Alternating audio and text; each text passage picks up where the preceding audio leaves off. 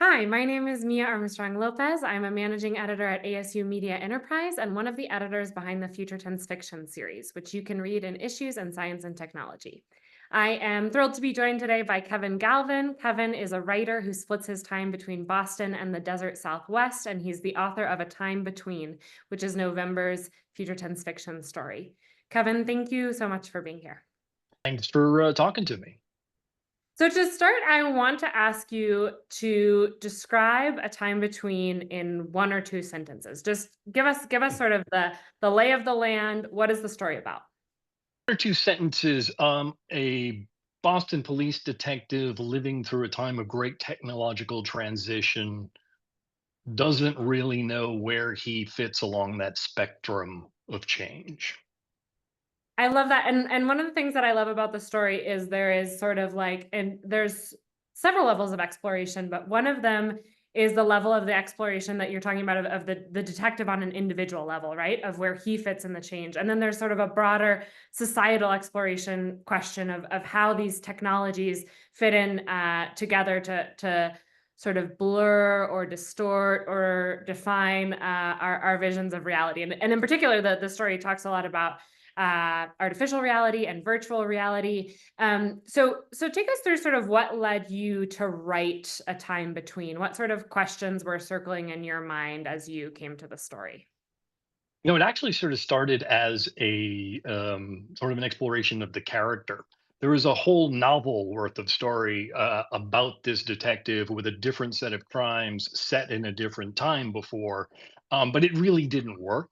I was basically still trying to find my way to sort of how to build a story, how to create a character, how to make things work.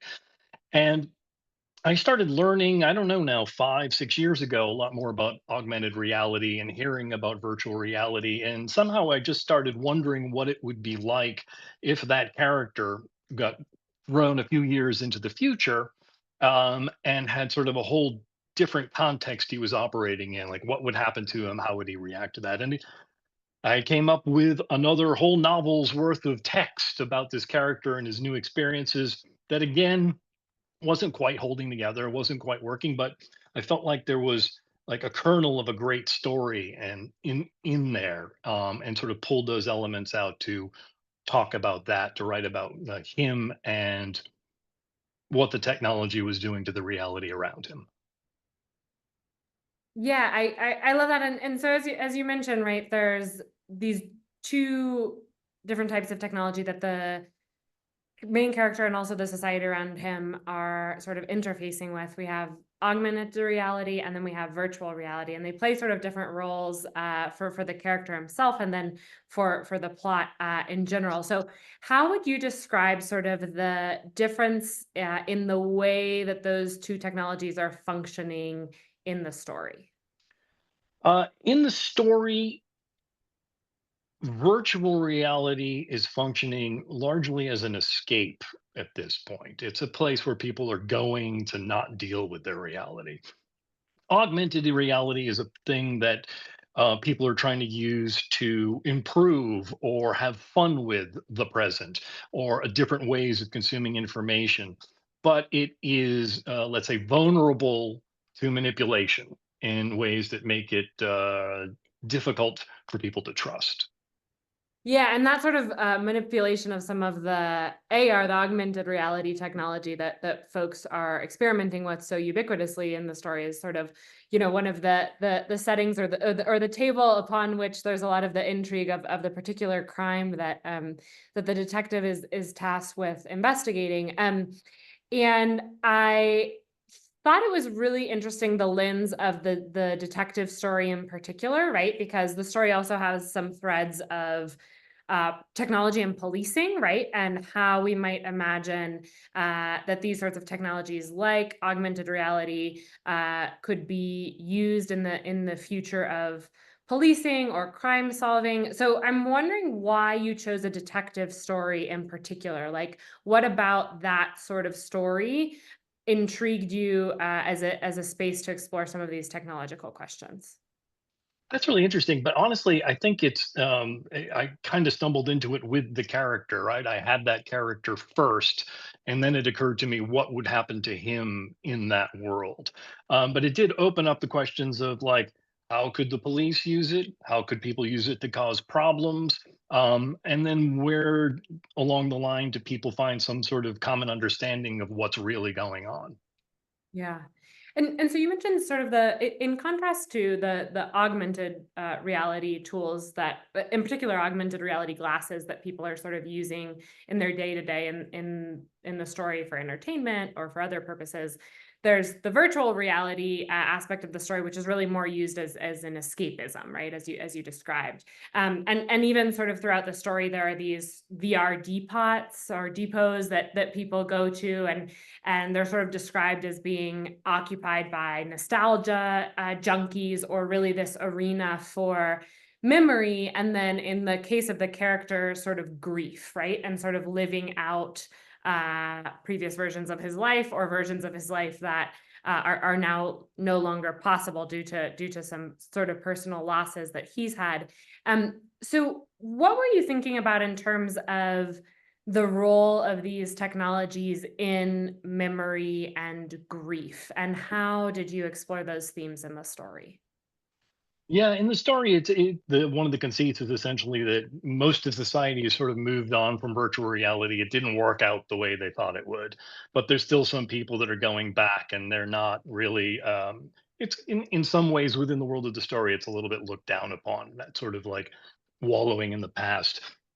I mean, it's so to me that in some ways is an extension of the small ways that we experience the same thing today. Like Facebook is going to remind me that I have a memory to look at today, even if that memory is something that I posted when I was not having a great day and I'd rather forget. Like it's just as likely to show me like a spring training game I went to enjoyed as it is to show me a post that I had maybe quoting some piece of poetry when I was trying to get through a terrible time. I don't know that that's helpful. I think that sometimes that in a way is going to have me sort of wallowing in the past instead of being in the present. And then the other side of that is that this, the other technology as it's deployed in this story is questioning like which version of the present you should believe. Yeah. And there was a really, I think that thread that you're describing of the question of which version of the present you should believe is really ever present in some of the setting of the story, right? So there's this line that really struck out to me, or stuck out to me, rather, two lines. So you write, they were living in a time between brick and mortar buildings and structures spun out of carbon and light that spiraled into the sky, between an age of reason and an era of mysticism coded in ones and zeros that could erect castles in the clouds and make whales fly. So, what sort of things were you thinking about? That image that those lines portray for me is a really compelling image of this sort of blurry line between real and artificial, that is started to be drawn by some of these augmented reality and virtual reality technologies. So, what were you thinking about as you were sort of constructing your character's world itself, sort of being a blend of the real and the artificial in that way? I was thinking about, the day not too long in the future when we're not forced to carry our supercomputers around in our hands. That they're going to be in some way, in a more lightweight and convenient way, probably on glasses that let you at any time dress up the world around you or allow other creators or technologists to use the space that you're looking at in different ways. Some of the things that occurred to me as writing the story is just being able to like everybody could sit together and watch a SpaceX launch in Copley Plaza in Boston as if they were all watching along at the same time. You could be reading your stock updates running down the John Hancock Tower. Just ideas that like even just for fun, and you've seen lenses that people have created where there are fish in the sky or there's other just unbelievable things happening, buildings crumbling that you're standing there looking at and it's not happening, but it's pretty convincing already sometimes with a really good lens. In 10 years, some of that stuff may be so ubiquitous It could be a little bit difficult if there were bad actors who weren't too scrupulous about how they were using the technology to change what you're seeing in much in the same ways we see on a smaller scale with misinformation today. Yeah. Yeah, I mean, there's if one starts imagining, there's probably 100,000 worst use cases that we could come up with here. And I'm really curious about how you think that affects relationships, right? So if we imagine this future that you're describing where we no longer have, right, like the phone, we have it on our eyeballs, which is the case for many of the characters in the story. How does it affect our relationships between one another? Well, I mean, I think like any technology, it could go either way, right? I mean, there is like the thousand bad cases we could think of, but we can also think like it could be a lot of fun to be watching these sort of like technological art projects unfold before before you outdoors in a city with friends or with strangers. There could be some great things that come out of that. That could improve relationships. It could maybe find some way of like contributing to understanding, but then at the same time, if we're all just picking our own programming and only watching what we want to watch and not considering other things, I suppose there's ways that the information stream that you choose to tap into can lead to further divergence from the people around you. Yeah. Yeah, well, there's certainly many different paths there. It's all very nuanced, and one of the things that I love about the story is it does sort of make you think in a very nuanced way about both the benefit and then the harm that some of these technologies can provide. So I would encourage everyone to read A Time Between. It's available now on www.issues.org. And Kevin, thank you so much for taking the time to talk with us about the story today. Thank you, Mia.